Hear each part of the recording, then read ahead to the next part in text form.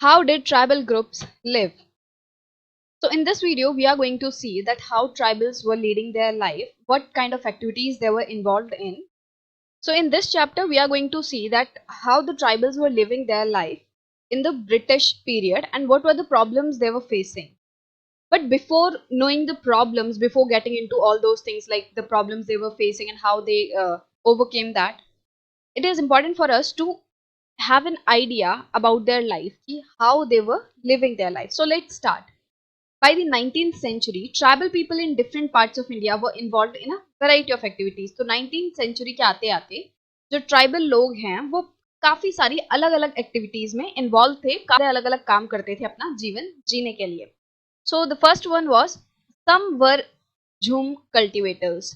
तो कुछ जो लोग थे, कुछ जो ट्राइबल्स थे वो झूम कल्टिवेटर्स थे. अब ये झूम क्या है? तो you must have heard about shifting cultivation in your earlier classes. तो शिफ्टिंग कल्टीवेशन को ही ज़ूम कल्टीवेशन भी कहते हैं, सेम ही चीज है. तो some of them practice jhum cultivation, that is shifting cultivation. This was done on small patches of land and mostly in forest.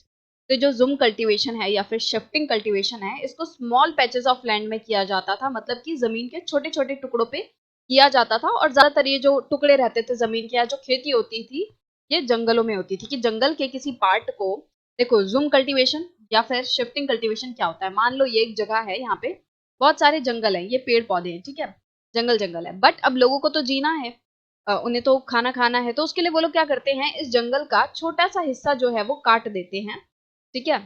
तो इन्होंने क्या किया, जैसे यहाँ पे पूरा जंगल था, अब इसका ये वाला हिस्सा जो है मान लो काट दिया. ये पूरा जंगल था पहले, ठीक है, ये पूरा जो था जंगल था, मान लो इस पूरे प्लॉट ऑफ लैंड में it was just forest and trees, right? But now they have cleared this part of land. कि ये वाला जो लैंड का टुकड़ा है इसको उन्होंने क्लियर कर दिया. क्लियर मतलब यहाँ के जो पेड़ पौधे हैं वो काट दिए, और उसके बाद क्या किया गया, उन जो कटा हुआ पेड़ थे, जो लकड़ी बची, उसको इसी जमीन पे जो गिर गए उसको जला दिया. अब जलाने से क्या होगा, उसकी राख बनेगी, और राख जो है that is a very good manure for the soil. तो वो सॉइल के लिए, जमीन के लिए खाद का काम करती है, और उसकी वजह से जो सॉइल है वो और ज्यादा फर्टाइल होती है. अच्छी फर्टाइल होगी तो फसल भी अच्छी होगी. तो जब वो उसको जला देते हैं, राख बन जाती है, राख जमीन में मिल जाती है, तो उसके बाद वो उस पर फिर खेती शुरू करते हैं, उसको जोतते हैं, सॉइल को प्रिपेयर करते हैं, उसके बाद उसमें बीज उगाते हैं, और मतलब नॉर्मल जो खेती होती है वो करते हैं, ठीक है. तो basically as you can see from the name, shifting cultivation क्या होता है कि लोग जो हैं इसको शिफ्ट करते रहते हैं टाइम टू टाइम. लाइक उन्होंने कुछ साल तक यहाँ पे खेती की इस टुकड़े में, बाद में कुछ टाइम के लिए क्या हुआ, इन लोगों ने मतलब मान लो 2-4 साल जो है इसमें खेती की, उसके बाद इन्होंने दूसरे लैंड पे शिफ्ट कर दिया. अब उन्होंने ये वाला जो टुकड़ा है लैंड का उसे खाली किया और इसको यूं ही छोड़ दिया. अब जब इसको यूं ही छोड़ देंगे, इस पे कोई खेती नहीं करेंगे, तो इस वाले, ये जो पुराना वाला टुकड़ा था जमीन का, इसमें अपने आप नए पेड़ पौधे जो है उगना शुरू हो जाएंगे, और वापस से ये वाला जो प्लॉट है ये फिर से जंगल से कवर हो जाएगा, पेड़ पौधे बन जाएंगे, और अब वो यहाँ पे खेती कर रहे हैं. फिर इस वाले जो जमीन है इस पे कुछ टाइम खेती करने के बाद वो कोई दूसरे टुकड़े पे खेती करने लग जाएंगे, और इसको यूं ही छोड़ देंगे, फिर इस पे भी जंगल जो है वो वापस से बन जाएगा. तो इस तरीके से इसमें एनवायरनमेंट का इतना ज्यादा नुकसान नहीं होता यूं कहें, बट हाँ जब वो जलाते हैं तो उससे जरूर पॉल्यूशन वगैरह होता है. बट हाँ वो इसी तरीके से अपनी लाइफ जो है वो जीते हैं, इसी तरीके से वो नॉर्मली खेती करते हैं. जंगलों को ऐसा परमानेंटली क्लियर नहीं करते, शिफ्ट करते रहते हैं, ताकि जंगल जो है वो अपने आप को रिकवर टाइम टू टाइम करता रहे. तो इसको शिफ्टिंग कल्टीवेशन के साथ साथ इसे स्लैश एंड बर्न कल्टीवेशन जो है वो भी कहते हैं. मतलब कि पेड़ों को स्लैश कर दिया, काट दिया, और उसके बाद बर्न कर देते हैं, जला देते हैं, तो उस वजह से इसे स्लैश एंड बर्न कल्टीवेशन भी कहते हैं. The cultivators cut the tree tops to allow the sunlight to reach the ground and burn the vegetation on the land to clear it for cultivation. ये मैंने आपको बता दिया कि जो कल्टीवेटर हैं वो क्या करते हैं, वो ट्री टॉप को काट देते हैं, जो पेड़ होते हैं उन्हें काट देते हैं ताकि सनलाइट वगैरह जो है जमीन तक आ सके, मतलब नॉर्मली जमीन को क्लियर करते हैं, और जो भी वेजिटेशन होती है जमीन पे उसको जला देते हैं, ठीक है, पेड़ वगैरह काटने के बाद उसको जला देते हैं. They spread the ash from the firing which contain potash to fertile the soil. और जो राख बनती है, एश, एश मतलब राख, तो जो राख बनती है उसको वो जमीन में अपनी जो सॉइल है उसमें स्प्रेड कर देते हैं, ताकि जो सॉइल है वो और ज्यादा फर्टाइल हो जाए. तो एश में क्या होता है, पोटैश होता है, तो पोटैश जो है वो सॉइल को फर्टाइल बनाता है, सॉइल के लिए अच्छा होता है. They use the axe to cut the trees and the hoe to scratch the soil in order to prepare it for cultivation. तो एक्स का यूज करते हैं एक्स क्या होता है? कुल्हाड़ी। इस तरीके से एक डंडे पे आगे इस तरीके से शेप से बना होता है ना कुल्हाड़ी, आपने देखा होगा, नहीं तो नेट पे सर्च कर लेना, आपको फोटो पता चल जाएगी उसकी। तो एक्स को वो यूज करते थे पेड़ को काटने के लिए, हो को वो यूज करते थे सॉइल को स्क्रैच करने के लिए, कि जमीन में बीज लगाने के लिए उसको सबसे पहले नरम बनाना होता है। सॉइल जो है वो बहुत ही सख्त होती है, एकदम टाइट रहती है ना, जहाँ पे आप चलते फिरते हो देखना कहीं पे भी, तो जहाँ मिट्टी है वो एकदम टाइट रहती है, बट उतने टाइट जमीन पे बीज नहीं उगाया जा सकता। तो उसको पहले नर्म किया जाता है, उसको खोद के सॉइल को थोड़ा ढीला बनाया जाता है, उसे नर्म बनाया जाता है, फिर उसमें बीज उगाया जाता है। तो उसको नर्म बनाने के लिए, उसको प्रिपेयर करने के लिए हो का यूज होता है।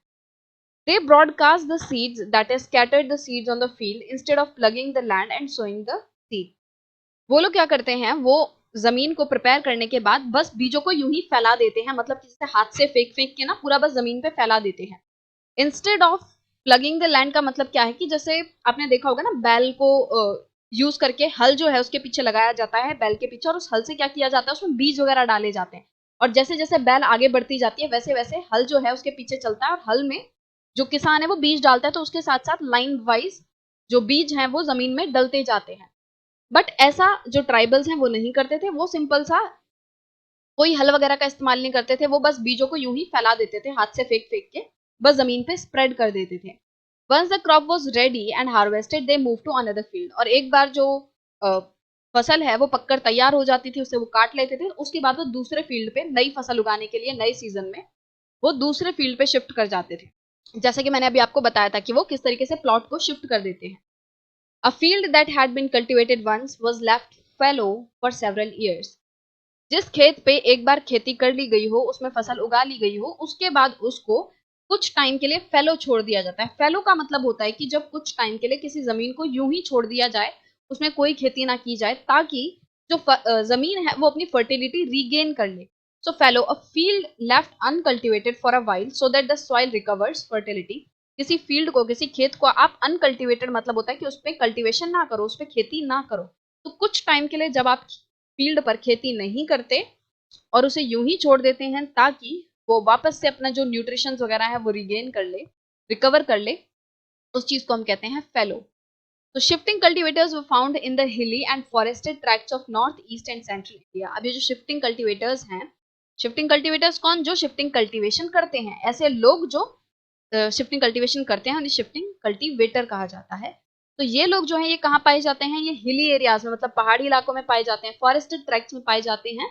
कहाँ की? North east and central India. तो इंडिया का जो मिडिल वाला पार्ट है, सेंटर वाला पार्ट है, और नॉर्थ ईस्ट जो सेवन सिस्टर वाला पार्ट है, ठीक है, यहाँ वाला जो होता है, तो वहां वाले इलाके में ये आपका साउथ हो गया नीचे, तो ये हो गया नॉर्थ ईस्ट, राइट। और यहाँ पे कहीं जो मिडल वाला पार्ट है, जो मध्य प्रदेश वगैरह वाला पार्ट है, तो यहाँ पे और नॉर्थ ईस्ट वाले जगहों पे ये जो ट्राइबल लोग हैं, जो शिफ्टिंग कल्टीवेटर्स हैं, वो पाए जाते हैं। वो भी कहाँ पे? हिली वाले एरिया में भी, और फॉरेस्टेड ट्रैक्ट्स में नॉर्मली देखने मिलते हैं। The lives of these tribal people depended on free movement within the forest and on being able to use the land and forest for growing their crops. अब इनकी जो लाइफ है, जो tribals की लाइफ है, वो पूरे तरीके से किस पे डिपेंड करती है? फॉरेस्ट पे।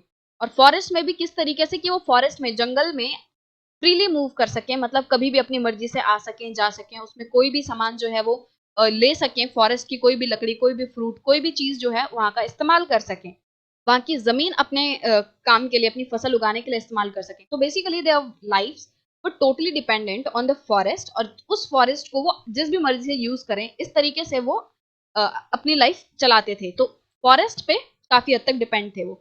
That is the only way they could practice shifting cultivation. तो वो शिफ्टिंग कल्टीवेशन कैसे करते हैं? जंगलों के किसी टुकड़े को काट के फिर ही तो उस पर खेती करते हैं ना। तो क्योंकि उनको फॉरेस्ट की फ्री एक्सेस थी, कभी भी फॉरेस्ट में आ सकते हैं, जा सकते हैं, फॉरेस्ट को यूज कर सकते हैं अपने तरीके से, इसी जो एक यही तरीका था, मतलब फॉरेस्ट को की उनको एक्सेस थी, फॉरेस्ट में वो आराम से आ जा सकते थे, इसी वजह से वो शिफ्टिंग कल्टीवेशन जो है वो कर पा रहे थे। अब मैं इस चीज पे क्यों इतना फोकस कर रही हूँ कि उन्हें फॉरेस्ट में फ्री एक्सेस थी, फ्री मूवमेंट थी, अब ये आपको आने वाले नेक्स्ट सेक्शंस में पता चलेगा कि जो फ्री मूवमेंट है वो कितनी ज्यादा इंपॉर्टेंट थी इन लोगों के लिए।